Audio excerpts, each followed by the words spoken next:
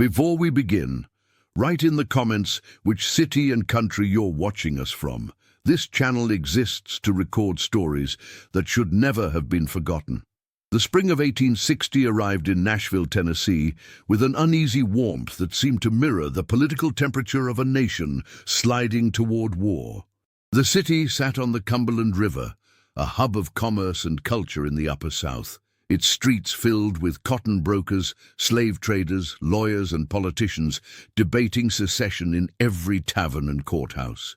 Tennessee had not yet decided whether it would follow the Deep South into rebellion, and that uncertainty hung in the air like humidity before a storm. In the midst of this tension, in the household of a prosperous merchant named Robert Carter, something extraordinary was happening, something that would remain hidden for reasons that had nothing to do with modesty and everything to do with survival. In the archives of the Tennessee State Library, there exists a private journal kept by Elizabeth Carter, wife of Robert Carter and mistress of a household that included 6 enslaved persons. The journal, written in careful script on pages now yellowed with age, was discovered in 1968 during an estate sale and donated to the library by descendants who never knew what it contained. Most entries concern typical domestic matters, menus, social engagements, household management, but beginning in March 1860, the entries take on a different character. One entry, dated March 12, 1860, stands out. "I have witnessed something today that I can scarcely believe, yet I saw it with my own eyes and can think of no rational explanation. The matter concerns Susan, the mulatto girl who serves as housemaid and assists with the children's care. She's approximately 14 years old, property acquired by my husband 3 years ago at auction following the dissolution of the Thornton estate in Franklin. This afternoon I was reviewing the household accounts in the parlor when I realized I had made an error in my calculations. The columns did not balance, and I could not locate my mistake. I was muttering my frustration aloud when Susan, who was dusting nearby, said quietly, "Ma'am, the error is in the 3rd column, 5th entry. You recorded $12.75, but the receipt shows $17.75. I was startled that she had spoken unbidden, but more startled still that she could read the figures in my ledger from across the room. I reprimanded her for looking at my papers, but I checked the entry she mentioned. She was correct. The numbers were indeed reversed. I should have left the matter there, but curiosity overcame propriety. I asked her to approach the desk and tell me the sum of the entire column. She glanced at it, merely glanced, and said, $342.63, ma'am. I had spent 20 minutes calculating that very sum earlier, with several false starts. She had done it in seconds, mentally, without paper or pencil. I tested her further. I gave her increasingly complex sums to calculate. She solved each one instantly, as if the answers appeared fully formed in her mind. When I asked how she performed these calculations, she looked frightened and said only, "I see the numbers, ma'am. They arrange themselves. I'm sorry if I've done wrong." I am deeply unsettled. This girl has never been taught to read or cipher. It is illegal to educate slaves, and my husband would never permit such instruction. Yet she demonstrates mathematical ability that exceeds my own, and I was educated at Nashville Female Academy. How is this possible? And what am I to do with this knowledge? Elizabeth Carter's journal entry represents the first documented evidence of Susan Carter's extraordinary abilities, but it also captures something else: the immediate fear and uncertainty that surrounded any display of enslaved intelligence. Unlike the cases of Clara Owens or Isaac Turner, who lived after emancipation when black intelligence was merely threatening rather than illegal, Susan existed in a time when literacy itself was criminal for enslaved persons, when education could be punished with violence, when demonstrated capability could mean death. The historical context of 1860 Tennessee is crucial to understanding what happened to Susan Carter. Tennessee was a slave state with approximately 275,000 enslaved persons. nearly a quarter of the state's population. The slave codes were explicit and brutal. Teaching an enslaved person to read or write was punishable by fine and imprisonment. Enslaved persons found with books or papers could be whipped or worse. The entire legal and social structure was designed to prevent exactly what Susan represented: an enslaved person with intellectual capabilities that challenged the ideological foundations of slavery itself. Robert Carter was a merchant dealing in dry goods, hardware and cotton factor services, a middleman between cotton planters and textile buyers. He was moderately wealthy, socially prominent, and by all accounts a typical member of Nashville's commercial class. His household included his wife Elizabeth, 3 children ages 4 to 9, and 6 enslaved persons who performed domestic and commercial labor. Susan was one of these enslaved persons, purchased in 1857 when she was approximately 11 years old. The records of Susan's origin are fragmentary, as was typical for enslaved persons. The Thornton estate auction records, preserved in the Williamson County archives, list her only as Girl Susan Mulatto, age estimated 11 years, domestic training, sound constitution, $650. There is no mention of her parents, no documentation of where she was born, no record of her early childhood.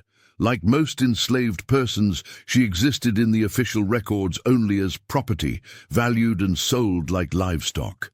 What makes Susan's case remarkable is not merely that she possessed extraordinary mathematical abilities, though that alone would be noteworthy, but that she learned to hide them, and that the historical record preserves evidence of both her abilities and her concealment. We know about Susan Carter because Elizabeth Carter kept a secret journal, because she documented what she witnessed, even though revealing it could have destroyed both Susan and herself. Elizabeth Carter's subsequent journal entries trace the unfolding discovery of Susan's capabilities and the growing dilemma it created. An entry dated March 19, 1860. I have continued to observe Susan closely, testing her abilities in secret when my husband is away at the warehouse. What I've discovered both amazes and terrifies me. Her mathematical ability extends far beyond simple arithmetic. I showed her a geometry problem from my daughter's advanced primer, a problem involving the calculation of a triangle's area using measurements of its sides. Susan studied it briefly, then said, "That's Heron's formula, ma'am. The area is the square root of s times s minus a times s minus b times s minus c, where s is half the perimeter." She then calculated the answer mentally. I do not know Heron's formula. I would not recognize it if I saw it.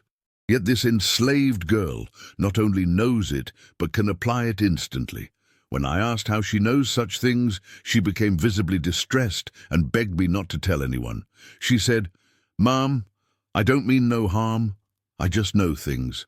Numbers make sense to me the way words on a page make sense to folks who can read, but I know I'm not supposed to know them. I know what happens to slaves who show they got learning." Her fear was palpable and entirely justified. If word spread that I possessed an enslaved girl who could solve advanced mathematics, the social consequences would be severe. Other slaveholders would view it as evidence of dangerous education, possibly connected to abolitionist activity. My husband would be suspected of violating the slave codes. Susan herself would likely be sold away, possibly to the Deep South, where such troublesome slaves are sent to be broken. But more than social consequences, I fear for Susan herself. There are those who would view her abilities as something demonic, something that must be stamped out through violence. And there are those who would simply refuse to believe it, who would assume she must have been educated illegally and would seek to discover who taught her, leading to investigations that could implicate innocent parties. I have told Susan that she must never, under any circumstances, demonstrate her abilities to anyone else. She must pretend to be as simple as any field hand, must play the role expected of her. Her life may depend on this concealment. She understood immediately. She has lived her entire life as property. She knows far better than I the dangers she faces. She thanked me for the warning and promised to hide what she can do, but then she said something that has haunted me since. Ma'am, hiding what you are is like holding your breath. You can do it for a while, but eventually you're going to gasp for air. I don't know how long I can keep pretending I'm stupid when I'm not. Before we continue, tell us in the comments. Have you ever had to hide your true abilities to survive? What did that cost you? Elizabeth Carter's journal entries reveal a woman grappling with contradictions. She was a slaveholder, a participant in the system of human bondage, yet she was also someone who recognized intelligence when she saw it and felt some moral discomfort at suppressing it. Her solution, to keep Susan's abilities secret while continuing to test them privately, was hardly heroic, but in the context of 1860 Tennessee, it may have saved Susan's life. Over the following weeks, Elizabeth documented further discoveries about Susan's capabilities. An entry from April 3, 1860, describes an incident that revealed the breadth of Susan's knowledge. Today I was reading aloud to my children from their geography primer, a passage describing the solar system and the orbits of planets. Susan was in the room, mending clothes in the corner as she often does. When I misread a passage stating incorrectly that Jupiter was the third planet from the Sun, Susan made a small sound, quickly suppressed. I looked at her sharply. She kept her eyes on her sewing, but I could see the tension in her shoulders. After dismissing the children, I confronted her. I asked if she had wished to correct me. She hesitated, then nodded almost imperceptibly. I handed her the book and told her to show me the error. She pointed to the passage, then, without reading aloud, for she knows she must never openly display literacy, she indicated the correct order of planets by pointing to each one in turn. Then, unbidden, she took my pencil and paper and drew a diagram showing the relative distances of the planets from the Sun, with proportions that appeared accurate to my untrained eye. I asked how she knew such things. She replied, "I see them, ma'am. When I look up at the night sky, I see how things move. I see the patterns, the circles, the way everything pulls on everything else. It makes sense to me, like a story makes sense when you read it." This girl has never had access to astronomy texts. She has never been taught about celestial mechanics or planetary orbits. Yet she describes the solar system with understanding that suggests genuine comprehension, not mere memorization. How is this possible? I'm increasingly convinced that Susan possesses a form of intelligence that is innate rather than learned, something that emerges from within her mind rather than being instilled through education. This challenges everything I have been taught about the intellectual capacities of the Negro race. If one Negro can possess such abilities naturally, what does that suggest about the others? What does it suggest about the justifications we employ for their enslavement?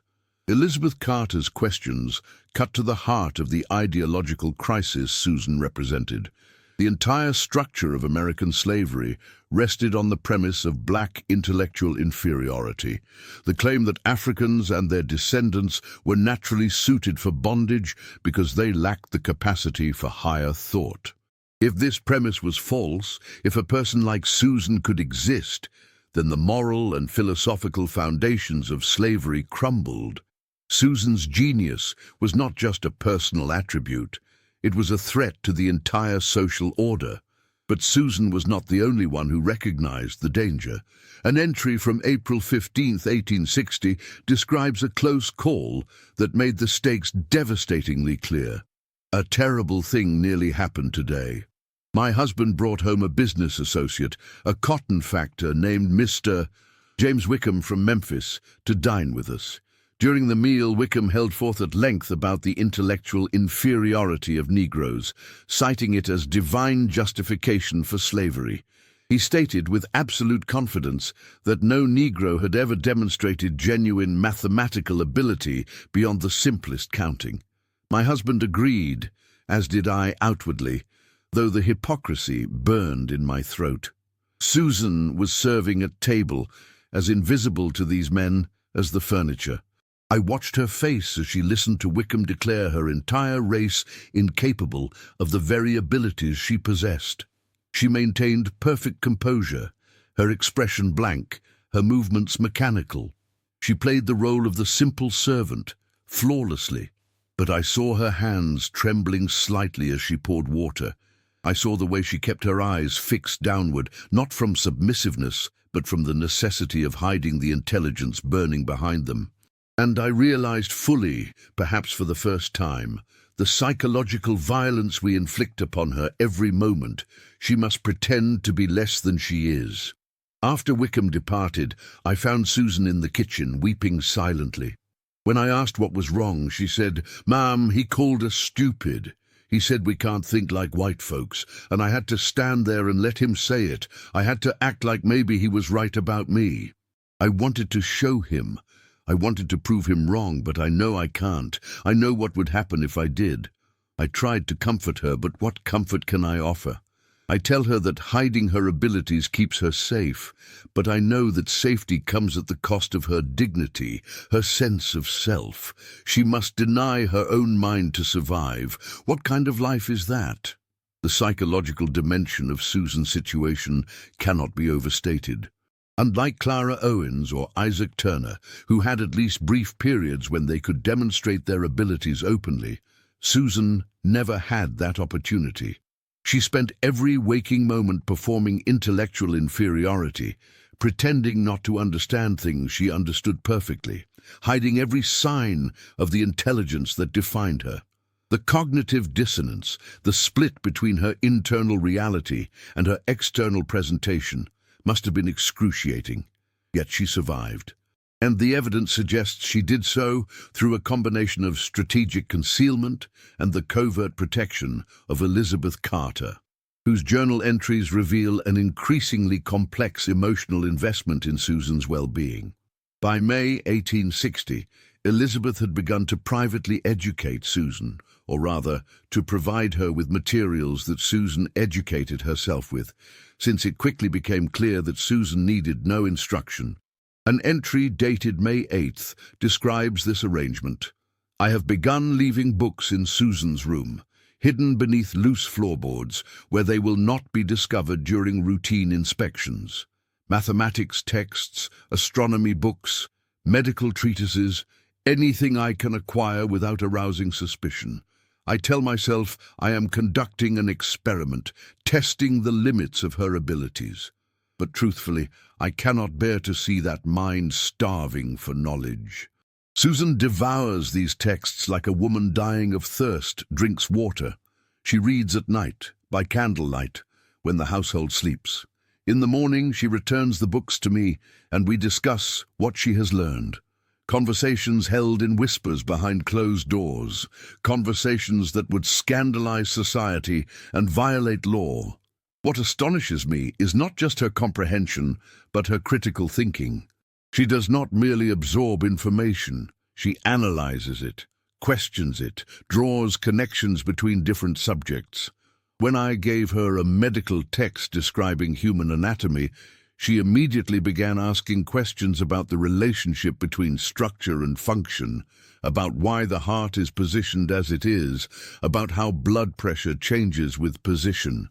These are questions I would never think to ask, questions that reveal genuine scientific curiosity. I asked her yesterday what she would study if she were free, if she could pursue any intellectual interest without constraint.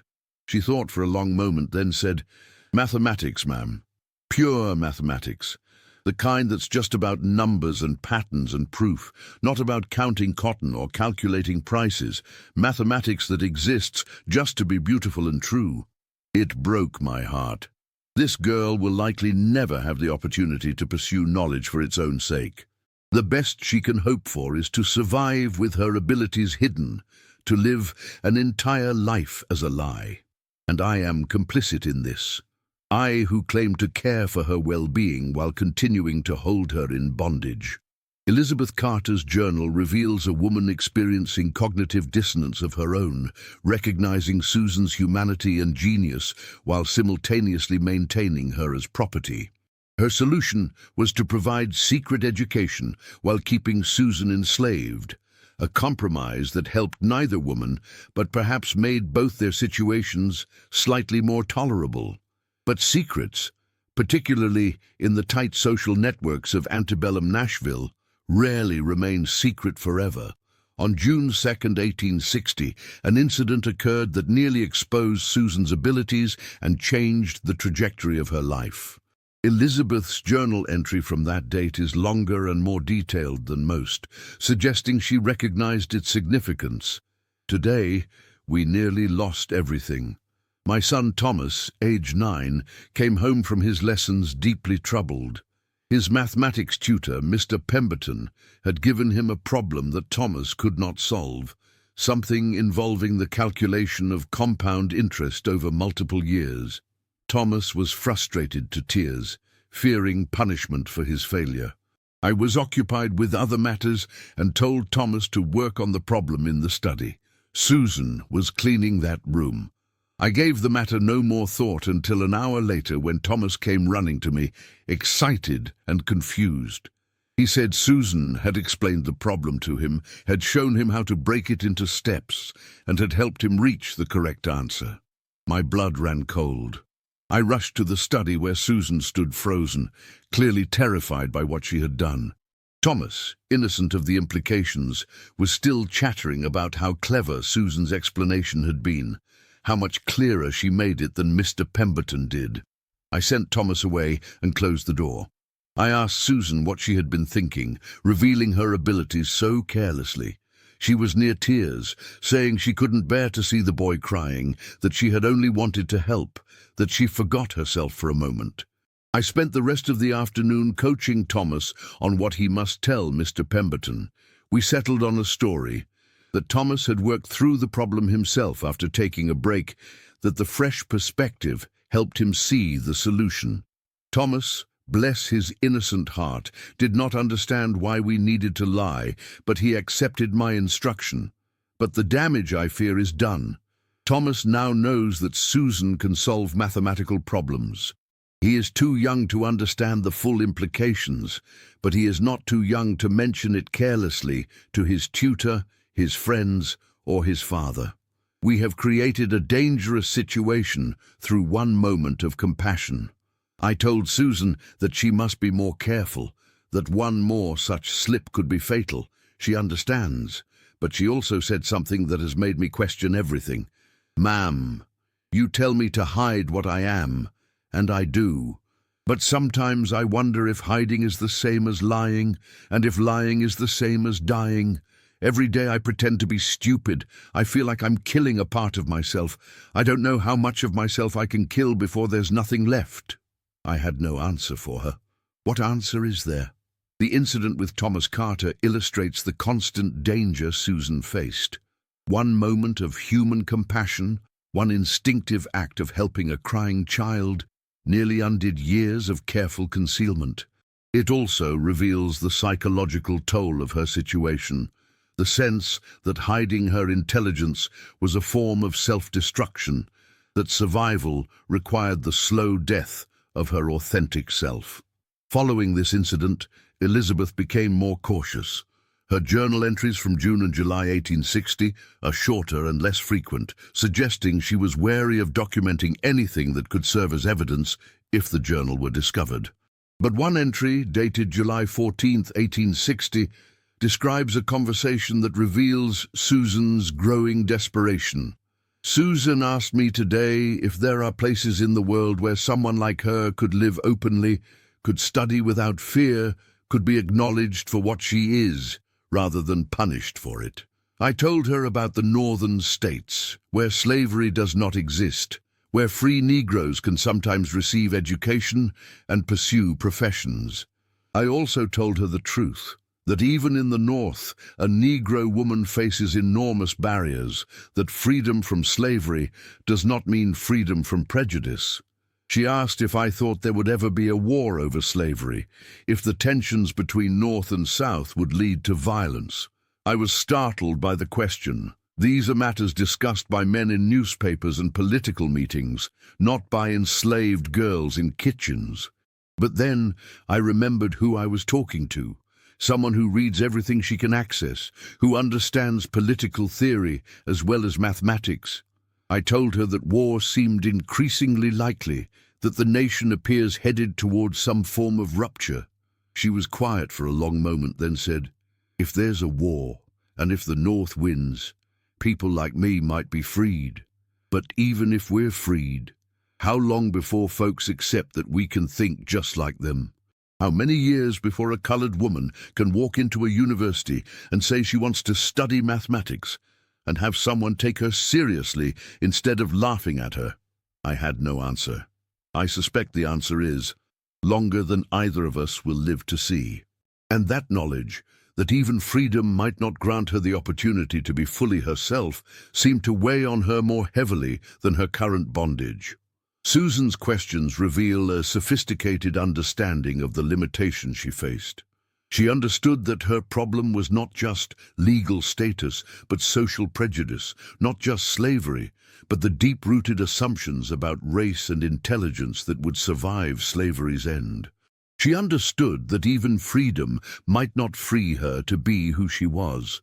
The summer of 1860 brought increasing political tension to Tennessee.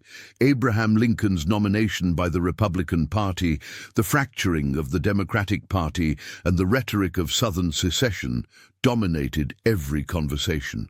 Nashville's position as a border city made these tensions particularly acute. The city had strong commercial ties to both North and South, and its residents were divided about the future. In this context of mounting crisis, Susan Carter's private genius continued to unfold in secret. Elizabeth's journal from August 1860 describes Susan's analysis of the political situation. "I made the mistake today of discussing the political situation in Susan's presence, forgetting momentarily that she listens and comprehends far more than a typical servant. I was reviewing a newspaper article about the upcoming election when Susan, working at her sewing nearby, said quietly, 'There's going to be war, Ma'am.' I should have reprimanded her for speaking unbidden, but I was curious about her reasoning. I asked why she believed war was inevitable. Her analysis was remarkably sophisticated. 'The economic systems are too different, Ma'am. The South needs slavery to grow cotton profitably. The North's factories need that cotton, but don't need slavery. They've got immigrant workers they can pay low wages. As the country expands west, every new state is a fight about whether it'll be slave or free, because that changes the balance of power. The South sees its power shrinking, so it's going to fight to preserve it, and the North can't let the South leave, because then it loses access to Southern cotton and markets. So they'll fight. And numbers say the North wins. More people, more factories, more railroads, but the war will be terrible." I was astonished by her analysis. She speaks of economic systems and political power structures like a trained political theorist. When I asked where she learned such analysis, she replied, "From reading newspapers and listening to men talk, Ma'am. The patterns are obvious once you see them. Everyone's acting according to their economic interests. That makes what's coming predictable. If she is correct, if war comes, what will happen to people like Susan? Will she find freedom in the chaos, or will she simply become property in a different form? I fear for her future, and I fear I have given her knowledge that will make her survival even more difficult." Susan's political analysis, preserved in Elizabeth's journal, demonstrates intellectual capabilities that extended far beyond mathematics. She could analyze complex social and economic systems, identify underlying patterns, and make predictions based on structural logic. These are the capabilities of a trained scholar, yet she possessed them naturally, developed through observation and self-education with whatever materials she could access. But as autumn approached and the 1860 presidential election loomed, the danger to Susan grew. The heightened political tensions made anything unusual or suspicious more dangerous. A rumor, a careless word, an overheard conversation, any of these could trigger investigations that would expose Susan's abilities and lead to catastrophic consequences. The crisis came on October 12, 1860. Elizabeth Carter's journal entry from that date is written in a hand that shows visible distress. The letters are larger and less controlled than her usual careful script. Everything has changed. We have been discovered, or nearly so. The consequences are still unfolding, and I fear where they will lead. This afternoon, my husband's business partner, Mr. Samuel Hartwell, came to the house unexpectedly. I was not home. I had gone to make calls on neighbors. Mr. Hartwell entered the study to wait for me, and there, God help us, he found Susan. She was not supposed to be in that room. She had strict instructions never to enter the study unless specifically sent there to clean, and then only when family members were present. But she had been drawn there by the books, by the irresistible pull of knowledge. Mr. Hartwell found her sitting at my husband's desk, reading a volume of Euclid's Elements, reading it in the original Greek. When I arrived home, my husband and Mr. Hartwell were in the study with Susan, who stood in the corner, head down, trembling. The Greek Euclid lay open on the desk, evidence of her impossible crime. My husband's face was a mixture of fury and confusion. Mr. Hartwell looked almost frightened. My husband demanded to know who had taught her to read Greek. Susan insisted that no one had taught her, that she had simply taught herself by comparing Greek texts to English translations. This was true. I had provided her with both, not imagining she would actually decipher ancient Greek on her own. But the truth sounded like an absurd lie. Mr. Hartwell declared that Susan must have been part of some abolitionist plot, that she had been deliberately educated to prove Negro capacity as propaganda for the anti-slavery cause.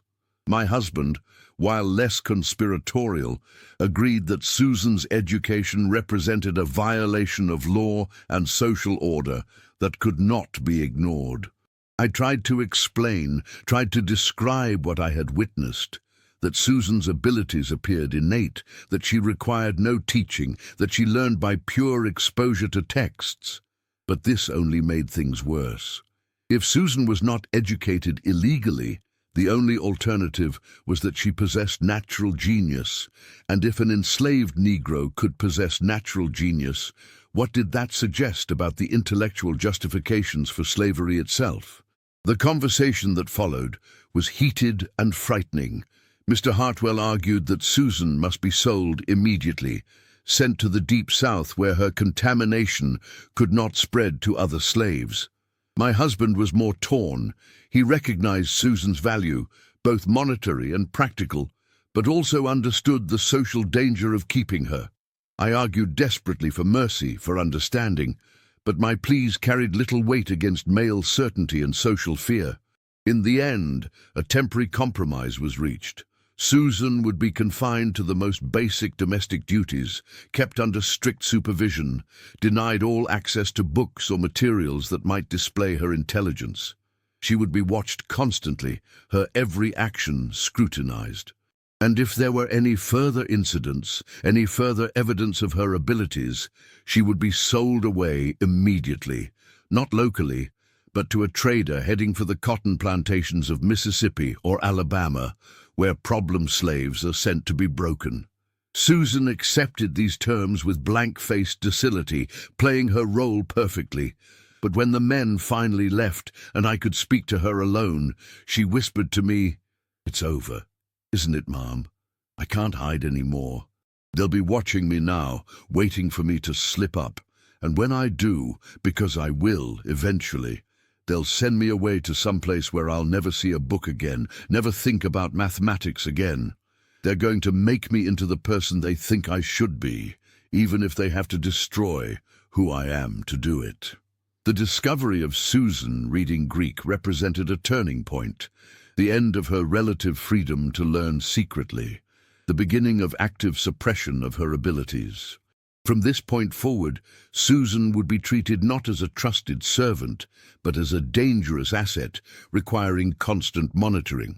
Elizabeth Carter's subsequent journal entries describe the implementation of Susan's surveillance and the psychological impact it had. An entry from October 20, 1860. Susan has become a ghost in her own skin. She performs her duties mechanically, speaks only when spoken to, keeps her eyes downcast at all times. She has learned to make herself as invisible and thoughtless as possible, to embody the very stereotype of the simple slave that my husband and his associates believe she should be. But I see the cost. She moves like someone underwater, like every action requires tremendous effort. She has lost weight. Dark circles have appeared under her eyes, suggesting sleepless nights. When I try to speak with her privately, she responds in monosyllables, maintaining her performance even when we are alone, perhaps because she no longer trusts that we are ever truly alone. I tried to give her a book yesterday, hidden inside a basket of mending. She looked at it with an expression of such longing and such fear that I nearly wept. Then she firmly pushed it away and said, "I can't, Mum. They're watching." And even if they weren't, I can't go back to pretending I don't know things once I've let myself learn more. It's better to stop now, to try to forget what I already know, than to keep learning things I'll never be allowed to use. She's trying to make herself intellectually smaller, to compress her mind into the confined space society has allocated for enslaved Negro women. I do not know if such a thing is possible. I do not know if you can deliberately make yourself less intelligent, less curious, less alive. But I am watching her try, and it is one of the most painful things I have ever witnessed. If this story is affecting you, leave a comment telling us, what does it do to a person when they're forced to deny their own intelligence to survive? The presidential election of November 1860 resulted in Abraham Lincoln's victory without carrying a single Southern state.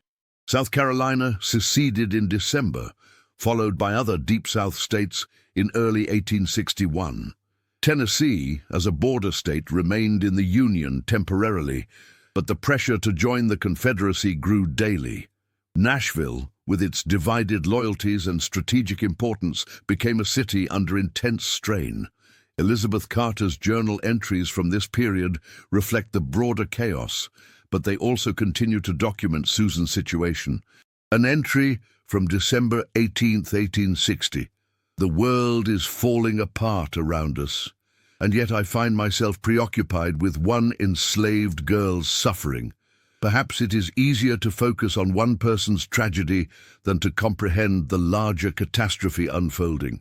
Susan asked me today if I thought the war everyone is predicting would bring freedom for enslaved people.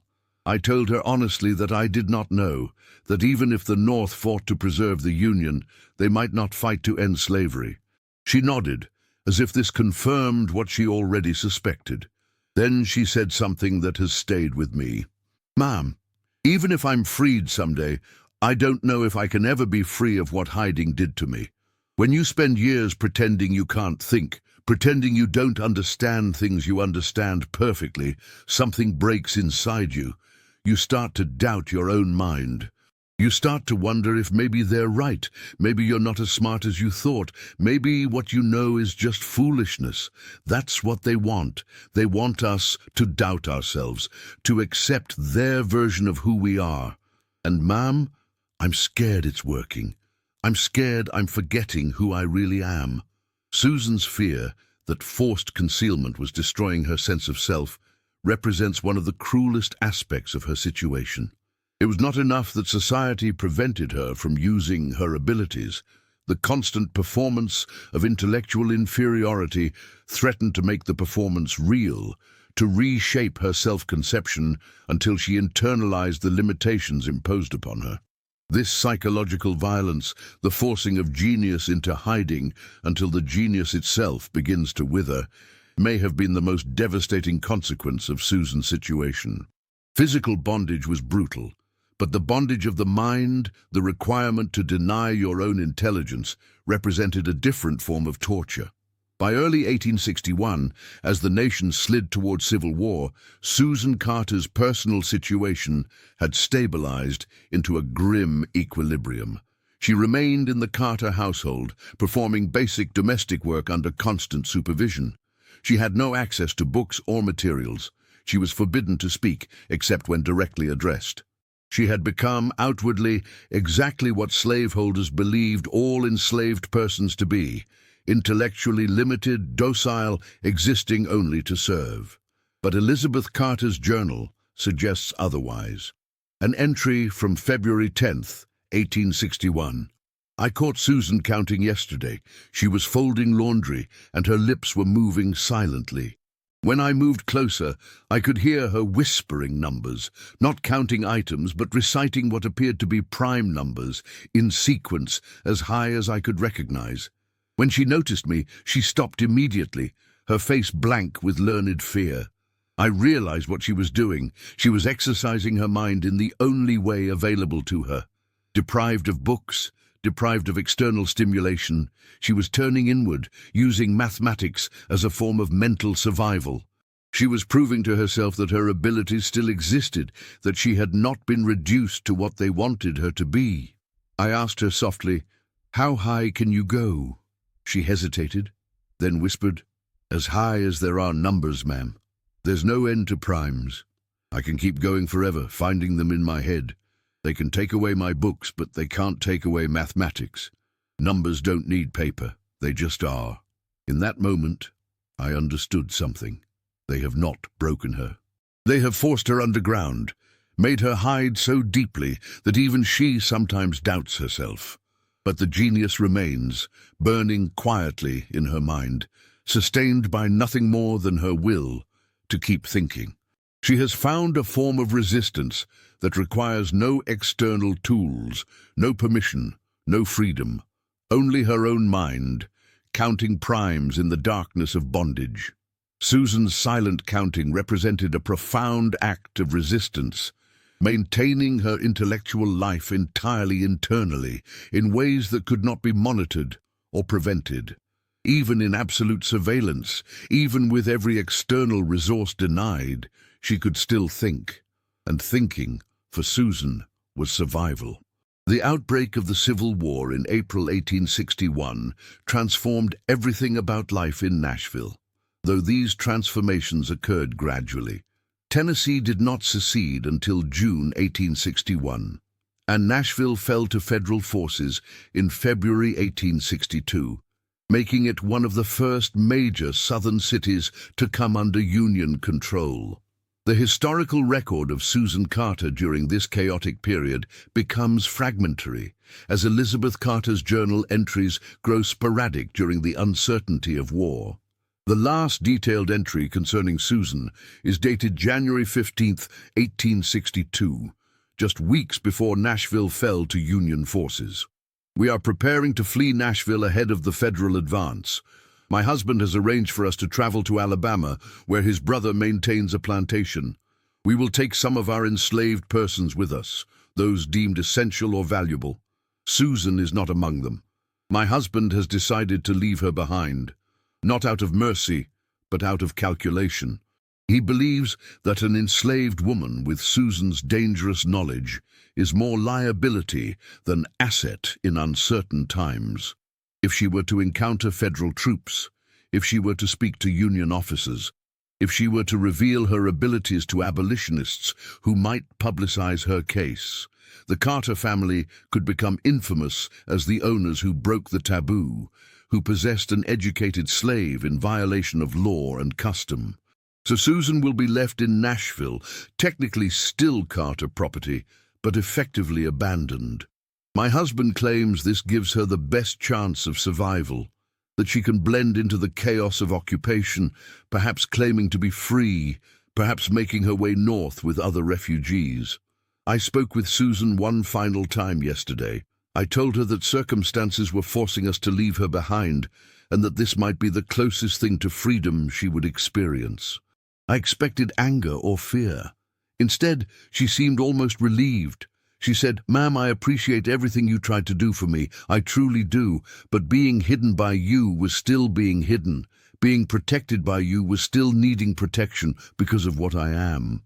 Maybe now, in all this chaos, I can just be. Maybe I can stop performing for everybody and figure out who I actually am when I'm not pretending." I asked if she planned to go north. She replied, "I don't know yet, ma'am. Part of me wants to find a place where I can learn freely, where I can study mathematics without fear. But another part of me knows that nowhere in this country, north or south, is really going to accept a colored woman who wants to be a mathematician. Maybe the best I can hope for is to survive with my mind intact, to keep thinking even if I never get recognition for it. That would be enough, just to think, without having to hide it or apologize for it or fear for my life because of it. Just to be myself, even if nobody ever knows who that self is. Those were her final words to me.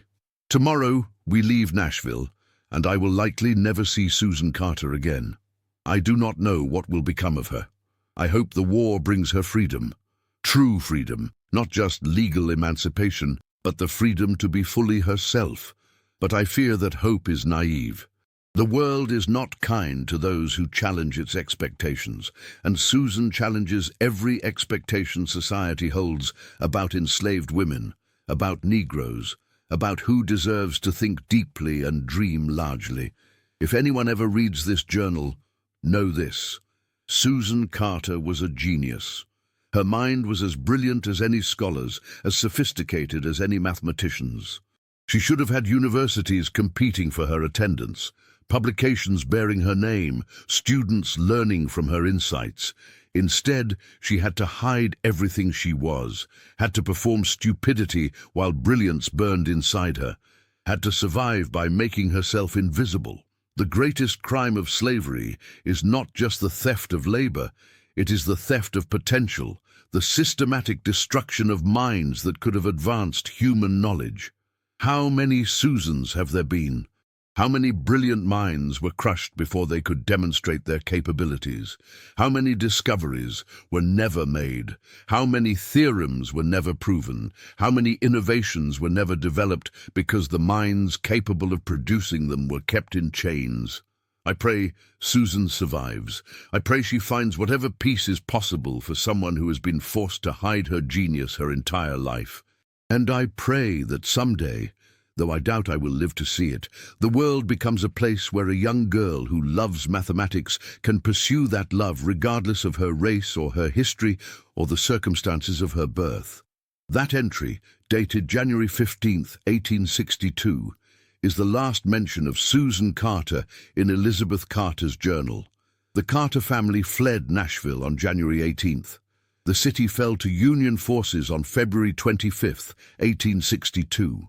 Elizabeth Carter's journal continues sporadically through 1863, documenting the family's experiences in Alabama, but Susan is never mentioned again. What happened to Susan Carter after February 1862 remains unknown. She disappears from the historical record as completely as if she had never existed.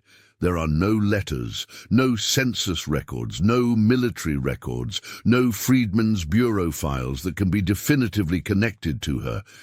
Like so many enslaved persons whose stories were never fully documented, she vanishes into the unmarked spaces of history.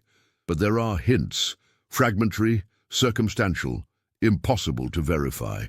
A Freedmen's Bureau report from Nashville, dated June 1865, lists a Susan Carter freedwoman, age approximately 19 years, employed as teacher in colored school on Cedar Street. The entry provides no additional details, but the age and name match. If this was the same Susan Carter, she had survived the war and was using her abilities, though teaching elementary students was far from the advanced mathematics she had once longed to study. A letter discovered in 1952, written by a Nashville physician named Dr. Henry Thomas to a colleague in Boston in 1867, mentions, "I have been consulting with a young colored woman named Susan, who demonstrates remarkable mathematical ability. She assists me in calculating medical dosages and analyzing statistical data regarding disease patterns among the freed people. Her abilities are quite extraordinary, though she refuses to discuss where she acquired such knowledge. When I press her, she says only that she taught herself during the time when learning was dangerous. I do not know what to make of her, but her assistance has proven invaluable." Could this have been Susan Carter? The timeline fits. The location is correct. The abilities match, but there is no confirmation. No way to trace the connection with certainty. The most tantalizing reference comes from an unexpected source, a collection of mathematical papers discovered in 1989 in the archives of Fisk University in Nashville. Among papers dating from the 1870s and 1880s, there is a folder containing detailed mathematical proofs and theorems, unsigned, in a neat hand that appears to belong to someone with limited formal education but profound mathematical understanding. The papers address problems in number theory, geometry, and early calculus, advanced mathematics by any standard. Attached to these papers is a brief note in the same handwriting. I wrote these for myself, not for any audience. Mathematics was the thing they tried to take from me, but they couldn't. You can take away books, you can forbid education, you can force someone to hide, but you can't stop them from thinking. These proofs are my proof. Proof that I existed. Proof that I thought. Proof that my mind was free, even when my body wasn't. I don't expect recognition. I don't even expect these to be read. I just needed to write them down, to make real what lived in my head for so many years. That's enough. To have thought deeply, to have understood truly, even if nobody ever knows my name, that's enough. SC. The initials SC and the reference to being forced to hide mathematical ability have led some historians to speculate that these papers might have been written by Susan Carter. But without additional evidence, this remains speculation.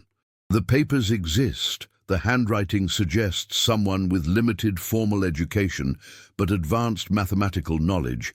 The note describes experiences consistent with Susan's history, but none of this constitutes proof. If these papers were indeed written by Susan Carter, they represent something profound, evidence that she survived, that she continued to think mathematically, that she found some measure of peace with a life lived largely in obscurity. The note's statement that recognition didn't matter, that the act of thinking was itself enough, this suggests someone who had found a way to reconcile genius with invisibility, who had learned to value intellectual life for its own sake, rather than for external validation. But we will never know for certain. Susan Carter remains, like so many brilliant minds lost to history, a fragment, a suggestion, a possibility. We know she existed. Elizabeth Carter's journal provides irrefutable documentation of that. We know she possessed extraordinary abilities. The evidence is clear and detailed. We know she was forced to hide those abilities, forced to perform intellectual inferiority, forced to survive by denying the very thing that made her who she was. What we don't know is how her story ended. Did she survive the war?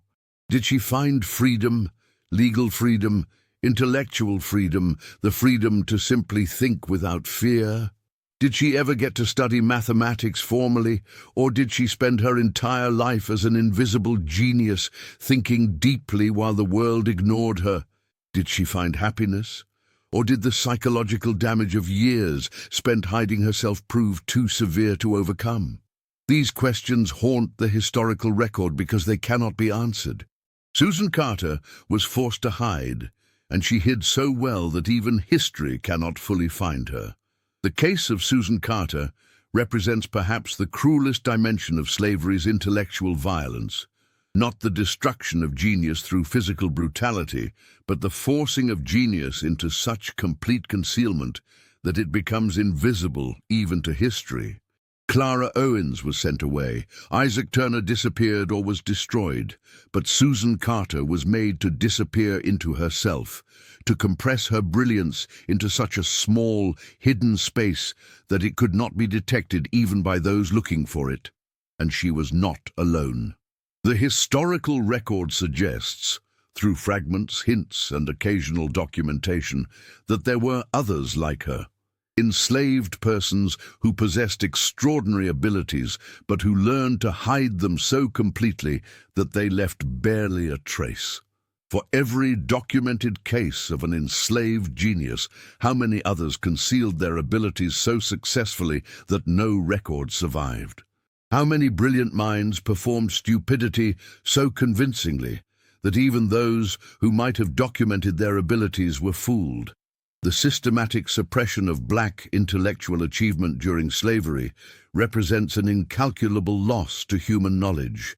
Not just the loss of those individuals who might have made contributions, though that loss alone is staggering, but the broader cultural message it sent, that certain people's intelligence doesn't matter, that some minds are meant to be wasted, that genius is acceptable only when it appears in acceptable packages. Susan Carter's story challenges us to consider what we continue to lose through our assumptions about whose intelligence matters, whose contributions deserve recognition, whose voices deserve to be heard. The barriers she faced were legal and explicit: slavery, slave codes, violent enforcement of intellectual suppression. But the underlying assumption that certain people's minds don't matter persists in subtler forms. How many modern Susans are forced to hide their abilities, to perform below their capability, to survive by making themselves intellectually smaller than they are? How many brilliant minds are lost because they don't fit our expectations about what genius looks like, where it appears, who deserves opportunities to develop and demonstrate their abilities? These questions extend beyond historical curiosity into ongoing moral reckoning. Susan Carter's forced hiding wasn't just a tragedy of the 1860s, it was an example of systematic intellectual suppression that continues in modified forms whenever we create environments where people must hide their true abilities to survive, where demonstrating intelligence becomes dangerous, where fitting into limited expectations matters more than developing full potential.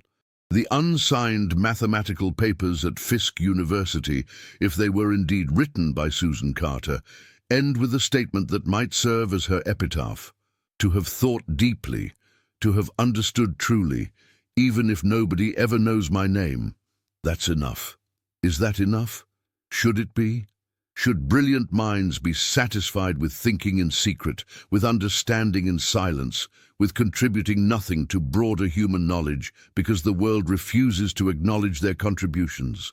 Or does their forced hiding represent an ongoing injustice, a continuation of the intellectual violence that slavery began? Susan Carter was forced to hide her genius in Tennessee in 1860. She survived, probably, by becoming invisible, by compressing herself into a space so small that even history struggles to find her. She thought deeply, understood truly, and left almost no trace beyond one woman's secret journal and possibly some unsigned mathematical papers. She deserved better. They all deserved better.